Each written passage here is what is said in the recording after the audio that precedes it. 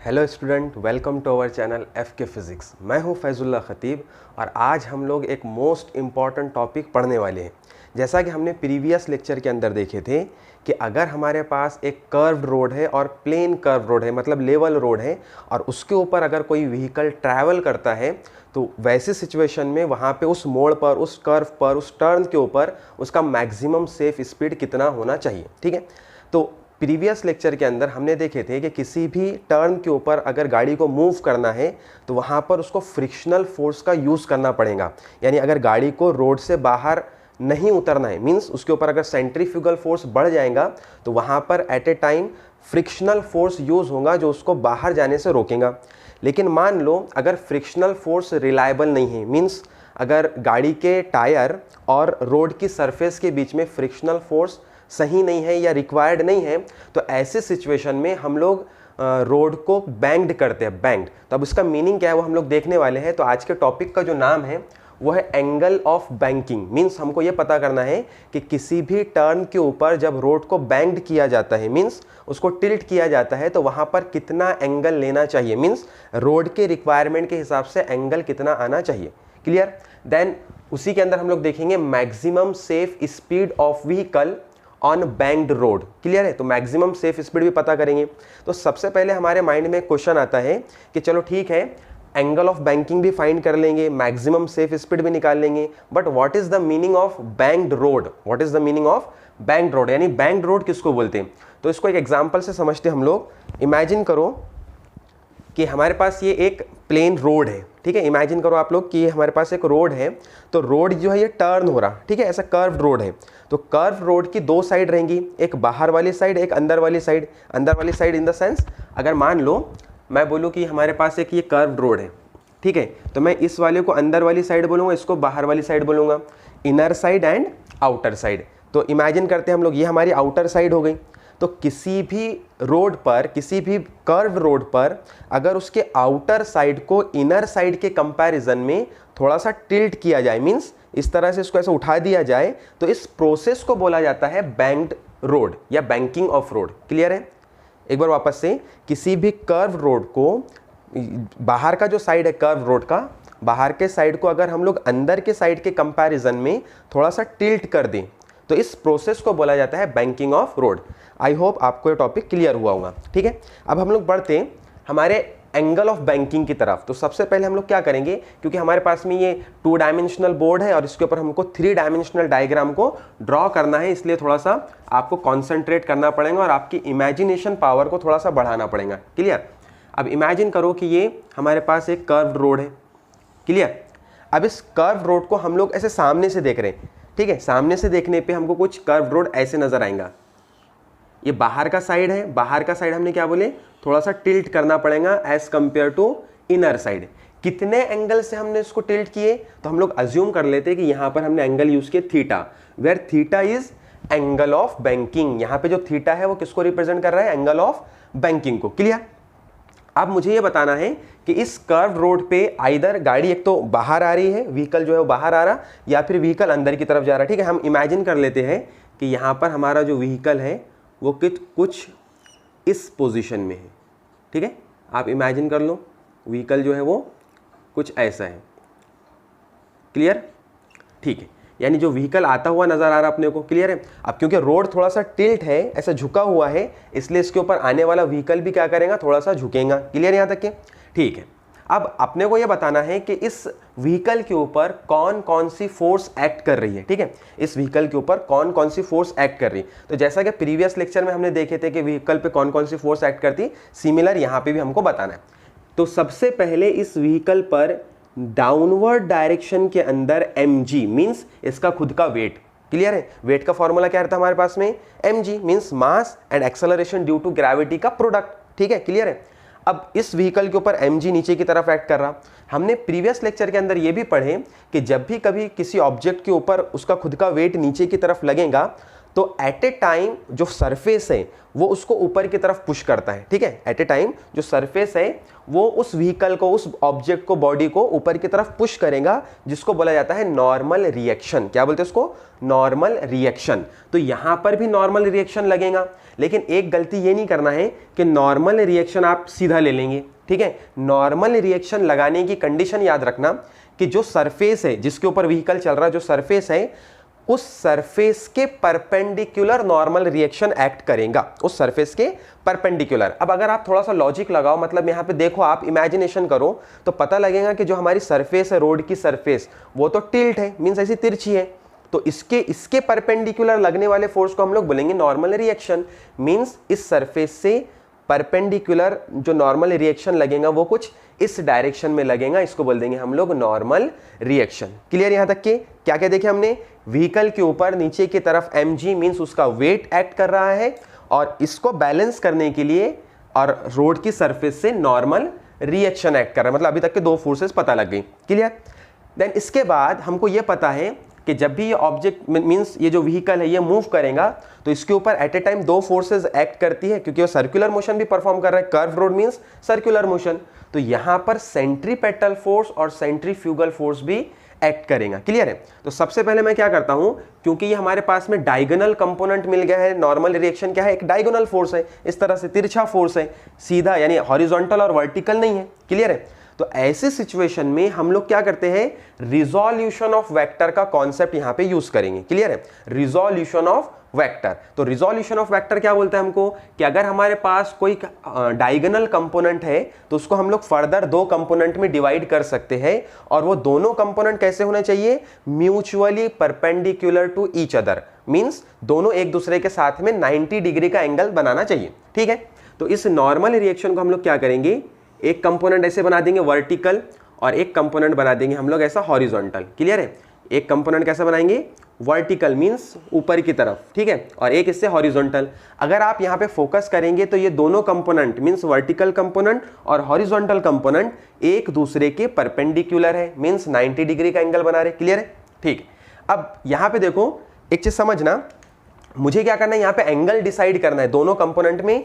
ये जो एंगल है बैंकिंग एंगल, सिमिलर एंगल और कहां पर है? तो एक कॉन्सेप्ट समझो कि पहले व्हीकल कैसे आ रहा था? सीधा। पहले व्हीकल कैसे आ रहा था? सीधा। सीधा आने के बाद में जैसे ही बैंक्ड रोड मिला तो हमारा जो व्हीकल है वो थोड़ा सा ऐसा टिल्ट किया, ठीक है ना। पहले ऐसे सीधा आ रहा था, फिर ऐसे टिल्ट किया। टिल्ट कहां से कर रहा हो? वर्टिकल से टिल्ट कर रहा, मींस एंगल कहां बनना चाहिए? एंगल बनेगा यहां पर एंगल थीटा। क्लियर है? देखो एंगल कहां बना, मतलब वर्टिकल से एंगल बनाना पड़ेगा अपने को थीटा। ठीक है? फिर हमने प्रीवियस लेक्चर्स के अंदर ये भी देखे कि जिस साइड एंगल थीटा रहेगा उधर हम लोग कौन सा कंपोनेंट लेंगे? ये दोनों कंपोनेंट में से कौन सा कंपोनेंट लेंगे? Cos theta. क्लियर है? तो जिधर थीटा उधर कॉस थीटा, तो मैं यहां लिख दूंगा एन कॉस थीटा। क्लियर है? यहां पे हमने क्या किया? एन कॉस थीटा वैल्यू लिख दी। ओके स्टूडेंट, देन इसके बाद हम लोग क्या करेंगे? एन कॉस थीटा होने के बाद जो बचा हुआ दूसरा कंपोनेंट है उसको लिख देंगे एन साइन थीटा। तो मैं यहां लिखूंगा एन साइन थीटा। क्लियर? अब हमारे पास अंदर की तरफ लगने वाली फोर्स मिल गई एन साइन थीटा, और हमको according to definition of centripetal force ये पता है कि centripetal force toward the centre of the circle act करती है। क्लियर? तो toward the centre of the circle ये फोर्स एक्ट कर रही है। इसका मतलब एन साइन थीटा यहाँ पे किसकी जैसा बिहेव कर रहा है? सेंट्रीपेटल फोर्स की जैसा। ठीक है? अब हमको सेंट्रीफ्यूगल फोर्स चाहिए सेंट्रीपेटल फोर्स को बैलेंस करने के लिए। तो आप ध्यान दो, यहां पर सेंट्रीपेटल फोर्स इधर है तो सेंट्रीफ्यूगल फोर्स इससे बाहर की तरफ मतलब आउटवर्ड डायरेक्शन में लगेगा, और क्योंकि सेंट्रीफ्यूगल फोर्स स्यूडो फोर्स है इसलिए इसका फॉर्मूला होता है mv² अपॉन r। क्लियर है? Positive mv² upon r। अब यहां पर हमारे पास चार फोर्सेस मिल चुकी है जो कि एक दूसरे को बैलेंस कर रही है। कौन कौन सी? mg बैलेंस कर रहा है एन कॉस थीटा को, और mv² अपॉन r, और ये बैलेंस कर रहा है एन साइन थीटा को। क्लियर है यहां तक के? तो ये तो सिचुएशन हो गई हमारी कि जब भी कोई व्हीकल किसी बैंक्ड कर्व रोड से पास करेगा तो उसके ऊपर कौन कौन सी फोर्स एक्ट करने वाली है। देन इसके बाद हम लोग क्या करेंगे कि एक इक्वेशन लिखेंगे जिसके अंदर अपने को क्या करना है, इक्वल और अपोजिट फोर्सेस को बैलेंस करना है। लेकिन उससे पहले मैं यहां पर एक लिस्ट बता देता हूं जिसके अंदर हम लोग बता देंगे कि कौन कौन सी फोर्सेस एक्ट की। तो हम लोग तो सबसे पहले हम लोग यहां पर वो फोर्सेस बता देंगे जो फोर्सेस इस व्हीकल के ऊपर एक्ट कर रही है during its motion on a banked road. Clear? Then हम लोग क्या करते हैं, देखो सबसे पहले mg, तो mg का मतलब क्या है, weight of vehicle, weight of vehicle यानी व्हीकल का वेट। देन इसके बाद इसको बैलेंस करने के लिए आप देखो ऊपर क्या है, n cos थीटा, तो हम लोग लिख देंगे यहां पर n cos थीटा। अब n cos थीटा क्या है, vertical component of normal reaction, तो यहां पे लिख देंगे हम लोग ये क्या है, vertical component of normal reaction. क्या है ये, नॉर्मल रिएक्शन। ठीक है? देन इसके बाद हम लोग देखेंगे mv square upon R. mv square upon R क्या है, mv square upon R is centrifugal force, centrifugal force. Then बचा हमारे पास n साइन थीटा, लिख लेंगे n sine theta. n sine theta किसको रिप्रेजेंट कर रहे हैं यहाँ पे, n sine theta is the horizontal component of normal reaction as well as it is represent centripetal force. तो हम लोग लिख लेंगे यहाँ पे horizontal component of normal reaction, normal reaction, horizontal component of normal reaction. Clear है? तो चार फोर्सेस की हमने यहां पे बात की है। mg means weight of vehicle, n cos theta is vertical component of normal reaction, mv square upon r is centrifugal force and n sin theta is horizontal component of normal reaction as well as it is called as centripetal force। Clear? अब हमको करना क्या है कि equal and opposite forces को equation के form में लिखना है, मींस इक्वेट करना है। तो हम लोग यहां पे लिख सकते हैं कि now equate equal and opposite forces, now equate equal and opposite forces, now equate equal and opposite forces. ठीक है? अब आप मुझे बताओ इक्वल और अपोजिट फोर्सेस कौन कौन सी है। mg के अपोजिट में n cos थीटा, सही है? तो हम लोग इसको ऐसे लिख सकते हैं mg is equal to n cos theta, there is our first equation. Clear? Then mv square upon r और इसके अपोजिट में n sin थीटा, तो हम लोग सेकंड इक्वेशन लिख लेंगे mv square upon r is equal to n sin theta, equation number 2। Clear है? दो इक्वेशन आ गई। अब मे भी हो सकता है कि एग्जाम के अंदर आप पहले ये इक्वेशन लिख दो बाद में ये इक्वेशन लिखो, पॉसिबल है। जैसे हमने अभी पहले वर्टिकल कंपोनेंट देखे बाद में हॉरिजॉन्टल, आप पहले हॉरिजॉन्टल बाद में वर्टिकल देख सकते। तो इसका मतलब equation number 1 equation number 2 alter change हो सकती, मींस आगे पीछे हो सकते। क्लियर? अब देखो अपने को करना क्या है इसके बाद कि जिस इक्वेशन के अंदर हमारे पास v है मींस वेलोसिटी है, उस इक्वेशन को दूसरे इक्वेशन से डिवाइड कर दो। तो नेक्स्ट लाइन में हम लोग लिख देंगे now dividing equation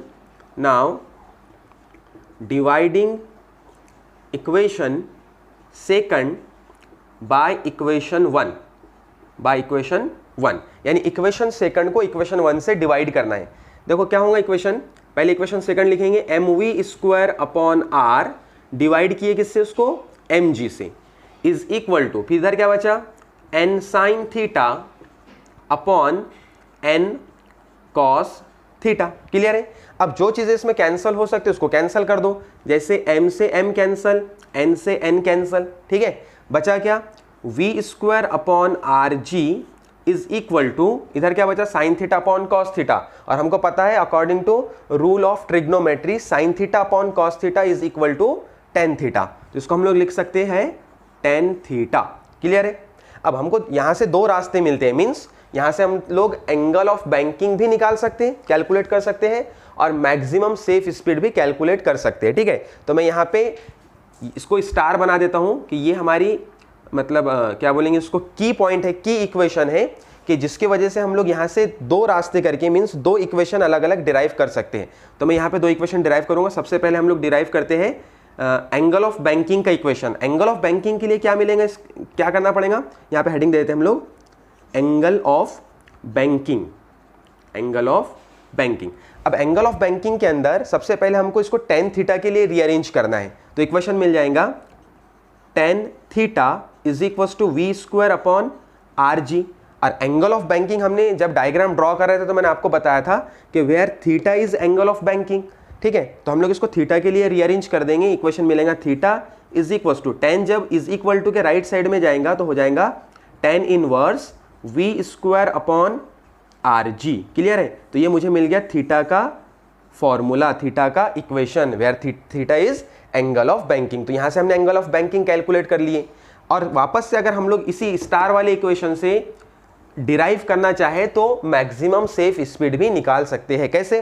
देखो इस इक्वेशन का अगर मैं यूज करूं, ये इक्वेशन मैं दोबारा से लिखता हूं, V square upon R G is equal to tan theta. अब हमको निकालना क्या है? Maximum safe speed means velocity, और वेलोसिटी अपने को यहां दिख रहा v, ठीक है ना। वेलोसिटी को हम लोग v से रिप्रेजेंट करते हैं, तो इसको वेलोसिटी के लिए रीअरेंज करेंगे, v square is equal to इस आर जी को इधर ले लो, means R G tan theta. Clear है? अब v स्क्वायर के लिए ये इक्वेशन मिला, हमको किसके लिए चाहिए था? हमको सिर्फ वेलोसिटी के लिए। इसलिए हम लोग क्या करेंगे, इस स्क्वायर को हटाएंगे और दूसरे साइड में स्क्वायर रूट लगाएंगे, means v is equal to under root R G tan theta. और ये आ गया हमारे पास में वेलोसिटी का वैल्यू। इसके सफिक्स में मैं मैक्सिमम लिख देता हूं, मींस ये मैक्सिमम सेफ स्पीड को रिप्रेजेंट करता है। यहां पर r का मतलब क्या है? Radius of curved road. ये जो कर्व्ड रोड है इसका रेडियस, देन g का मतलब एक्सेलरेशन ड्यू टू ग्रेविटी, और इसका value on the surface of earth जो लिया जाता है वो कितना है? 9.8 metre per second square. Weight tan and theta, tan क्या है? Tangent of angle of banking, theta is angle of banking. अगर ये सारी वैल्यू हम लोग पुट कर दें तो हम लोग मैक्सिमम सेफ स्पीड निकाल सकते हैं। कहां पर? बैंक्ड रोड पर, ठीक है। तो आप इसका स्क्रीनशॉट ले लीजिए। ये जो क्वेश्चन है ये स्टेट बोर्ड के अंदर 3 से 4 मार्क के लिए पूछा जाता है। बहुत ही इंपॉर्टेंट टॉपिक है। मुझे ऐसा लगता है कि आपको ये टॉपिक पसंद आया होगा, समझ आया होगा। अगर इस टॉपिक में कोई भी क्यूरी है, कोई भी क्वेश्चन है तो आप मुझे कमेंट करके पूछ सकते हैं। तो मिलते हैं नेक्स्ट वीडियो में। Thank you.